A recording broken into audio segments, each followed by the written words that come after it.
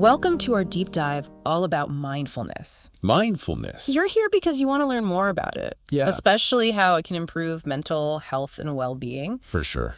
We've got some excellent sources for this deep dive. Okay. Articles about different mindfulness exercises, research comparing mindfulness to physical exercise, even a meta-analysis about how mindfulness helps university students. Wow, that's a lot. It is a lot to unpack. Yeah. Mindfulness, it's really having a moment. Definitely. It's like this ancient wisdom that's suddenly relevant to our modern lives. For sure.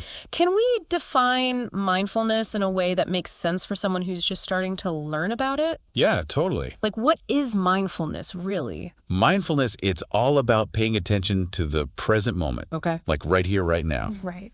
But with this sense of acceptance, without judgment. Okay. It's about noticing your thoughts, feelings, and what's going on in your body without getting swept away by them. So it's not about emptying your mind or like trying to force yourself to feel happy all the time. Exactly. It's more about just becoming aware of your inner experiences Okay. and learning to relate to them differently.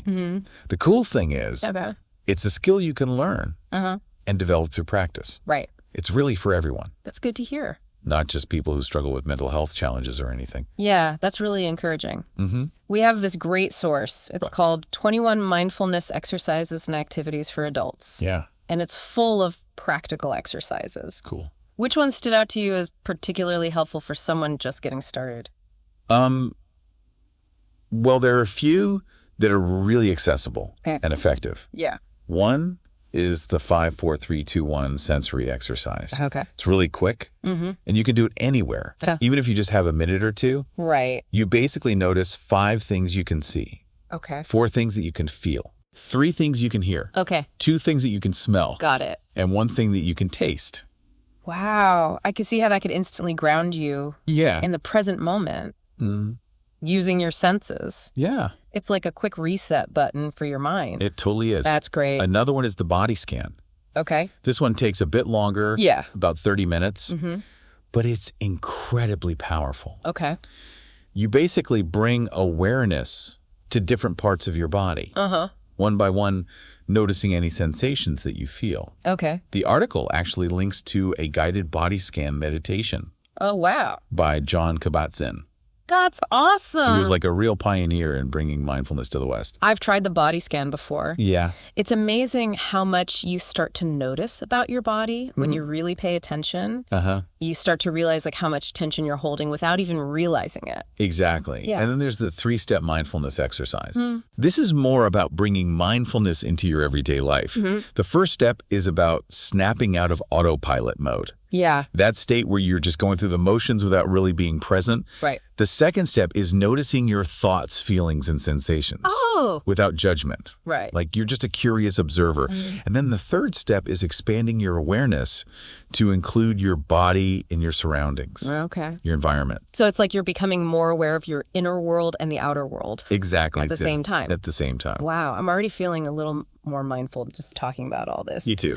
But here's where things get really interesting. Okay. We have this research article that compared mindfulness practice to physical exercise Okay. in terms of their effect on something called vitality.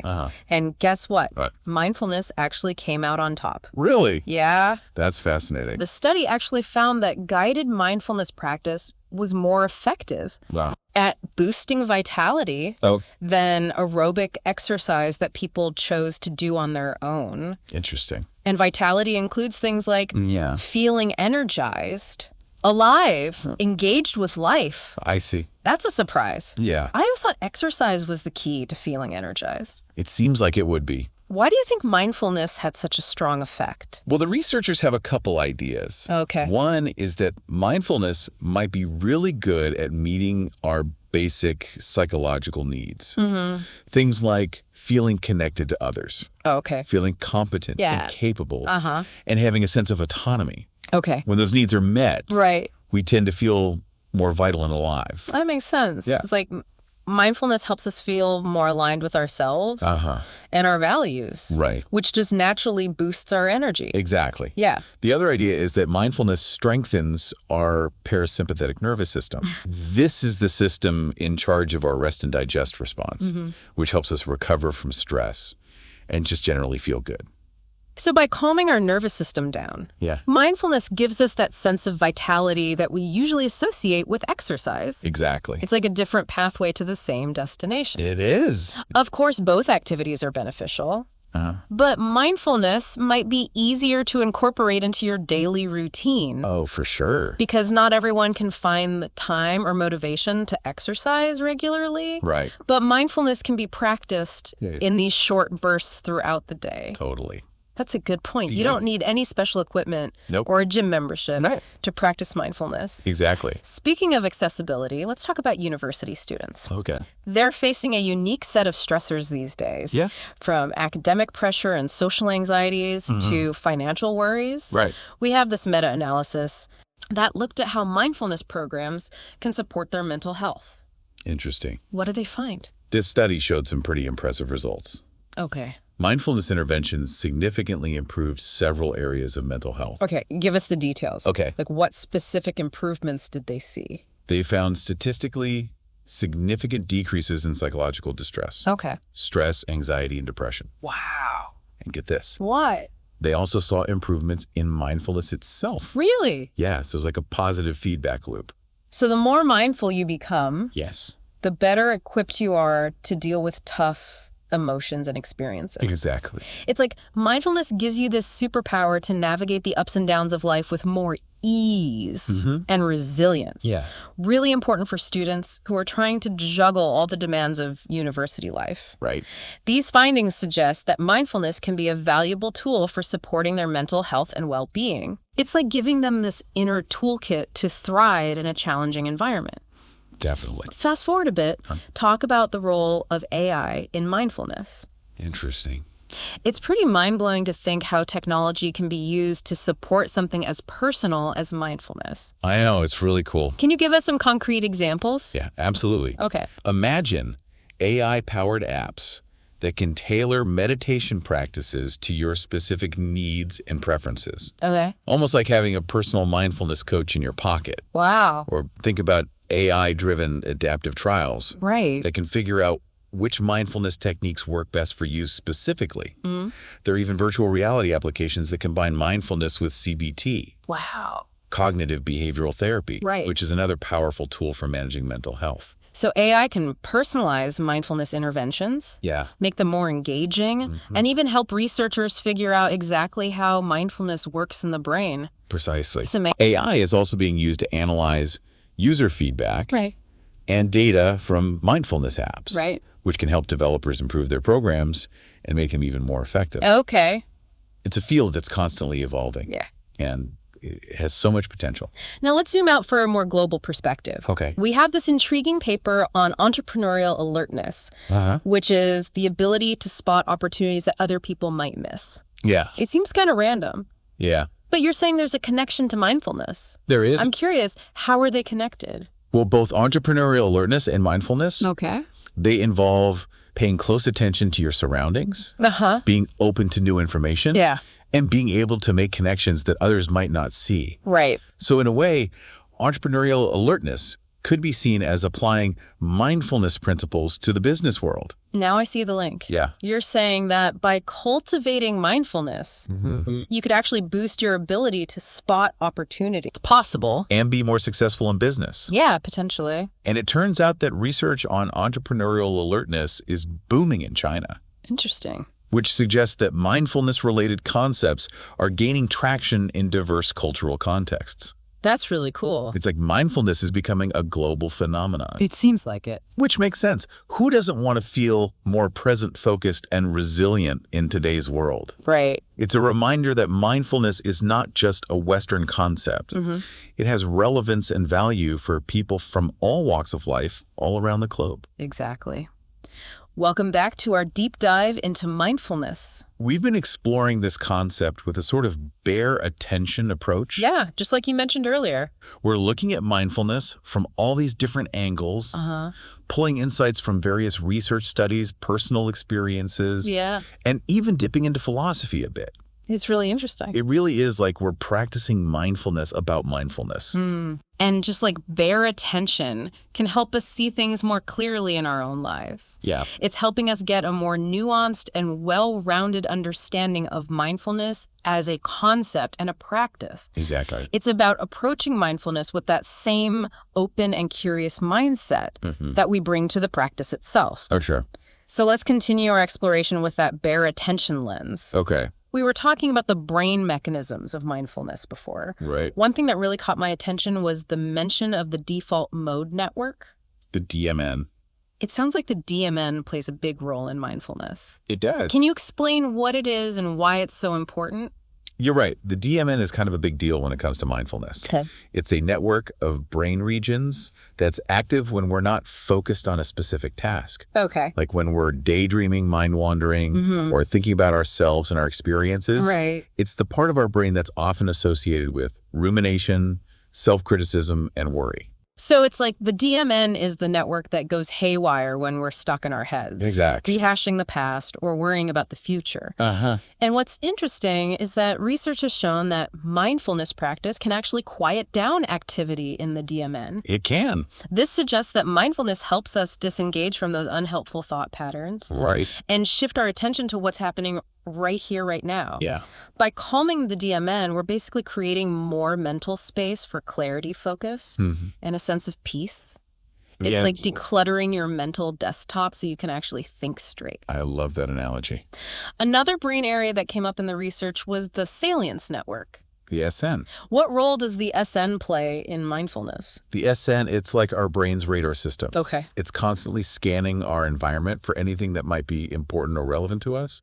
So it's helping us filter out all the noise and focus on what really matters. Exactly. And research suggests that mindfulness practice can actually make our SN more effective, making us more attuned to both internal and external cues. More aware. You mean we become more aware of not only our own thoughts and feelings, but also what's happening around us. That's right. It's like mindfulness increases our sensitivity to both our inner world and the outer world. It does. And that heightened awareness can help us respond to situations with more skill and make better choices. Okay, let's shift gears a bit and talk about cultural perspectives on mindfulness. Okay.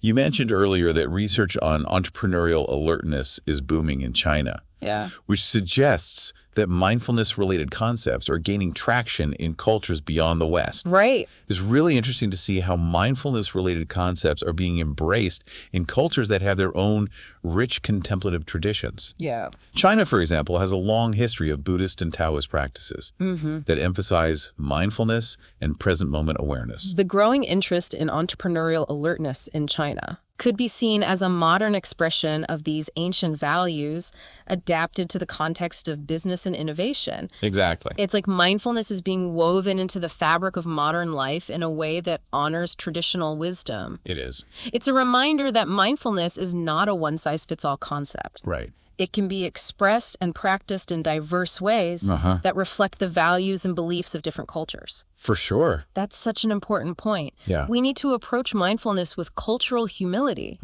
recognizing that there are many paths to present moment awareness. Absolutely. And that brings us back to the idea of bare attention once again. Okay. By approaching mindfulness with an open mind. Right. And a willingness to learn from different perspectives. Yeah. We can discover so much more about this fascinating practice and its potential benefits. Speaking of benefits, Yeah. I was struck by the finding in that paper on mental health professionals Yeah. that combining body-centered practices and mind-centered practices had the greatest impact on reducing burnout. It did. What are some practical ways that our listener could incorporate both types of practices into their life? There are so many creative ways to do this. Okay. They could experiment with combining mindful movement practices like yoga or Tai Chi with seated meditation. Right. Or they could simply bring more mindfulness to everyday activities. Like what? Like walking, eating, Okay. or even showering. I've heard about mindful walking. Yeah. What does that actually involve? It's so simple, yet so powerful. Okay.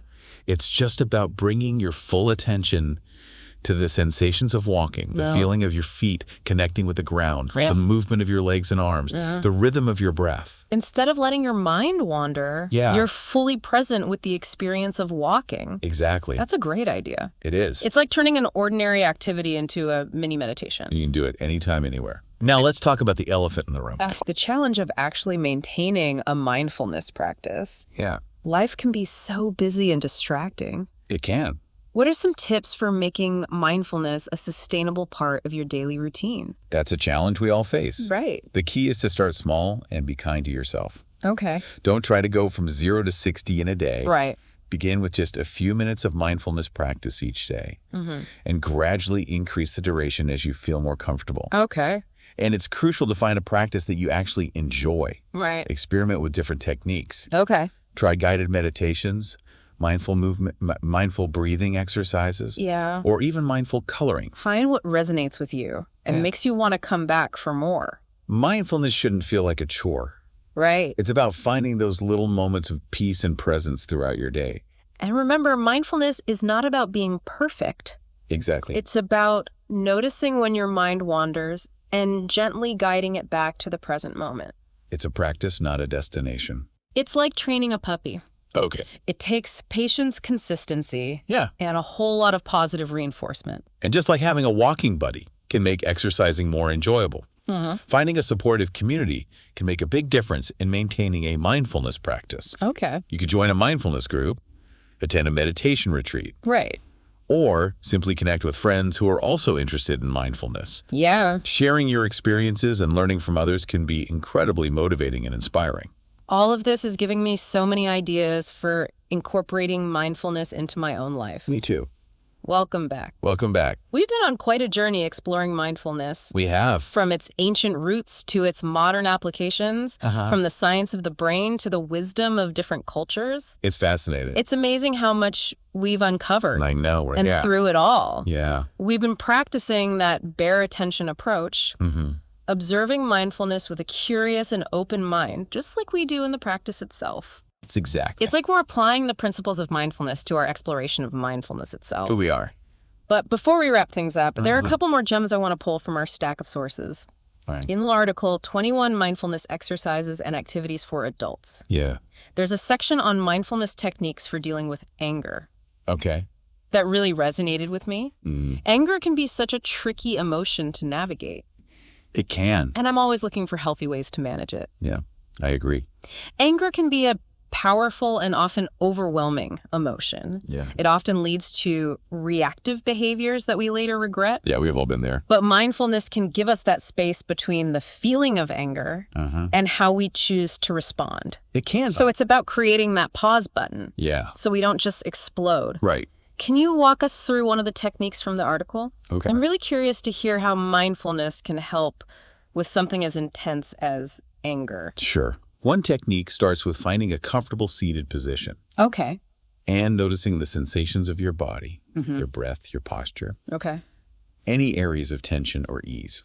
Then you gently bring to mind a recent experience of anger, Right. allowing yourself to feel the emotion without judgment. That sounds hard. It does. Isn't the natural instinct to just push away uncomfortable emotions like anger? It's true, we often try to suppress or avoid unpleasant feelings. Yeah. But with mindfulness, Yeah. it's about turning towards the anger with curiosity Okay. rather than resistance. So you're not trying to fight it. No. You're just trying to observe it. Exactly. Okay. The next step is to pay attention to how the anger is manifesting in your body. Uh-huh. Notice any sensations of warmth, tension, tightness, or pressure. So you're bringing that mindful awareness to the physical sensations of anger. Exactly. That's interesting. This is where it gets interesting. Okay. The next step is to bring compassion to the anger. Wait, compassion for anger? Yes. That sounds kind of counterintuitive. It might seem strange at first, Yeah. but it's about recognizing that anger is a natural human emotion, Okay. and it often arises from pain or unmet needs. So instead of judging yourself for feeling angry, you're trying to understand it with kindness. Exactly. And finally, you gently let go of the anger, Right. returning your attention to your breath. I love how this technique combines physical awareness, Yeah. emotional acceptance, and self-compassion. It seems like a really powerful way to transform your relationship with anger. It is. rather than just suppressing it. And just like any mindfulness practice, it takes time and patience to develop. Of course. But with practice, you become more skilled at navigating difficult emotions like anger, with more awareness and choice. Now, another topic that came up in several of our sources is addiction. It seems like mindfulness has a role to play in overcoming addictive behaviors as well. You're right, mindfulness can be a powerful tool in recovery from addiction. It helps people become more aware of their cravings, understand the triggers that lead to addictive behaviors, and develop healthier ways to cope with those urges. One of the articles mentioned a theory called incentive sensitization. Right. Can you explain what that is and how it relates to addiction? Sure. It sounds a bit technical. I'm happy to break it down. Okay. Basically, this theory says that when we're repeatedly exposed to an addictive substance, Yeah. our brain becomes more and more sensitive to its rewarding effects. Uh-huh. Over time, this heightened sensitivity creates a powerful desire or craving for the substance, Okay. which drives the addictive behavior. It's like your brain gets wired to seek out the substance. Exactly. So it becomes this vicious cycle that's really hard to break. It can be. And mindfulness can help interrupt that cycle Wow. by bringing awareness to those cravings, the triggers that set them off, Right. and the thoughts and feelings that fuel the addictive behavior. Instead of mindlessly giving in to the craving, you're creating space to make a conscious choice. You're taking back control.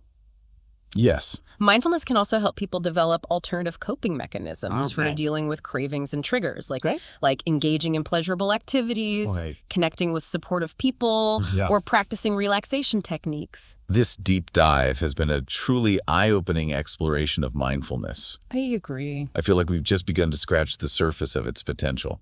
We've covered so much ground, Wow. from the scientific basis of mindfulness to its practical applications in managing stress, anxiety, anger, and even addiction. We've also touched on the ethical dimensions of mindfulness and the importance of cultural humility.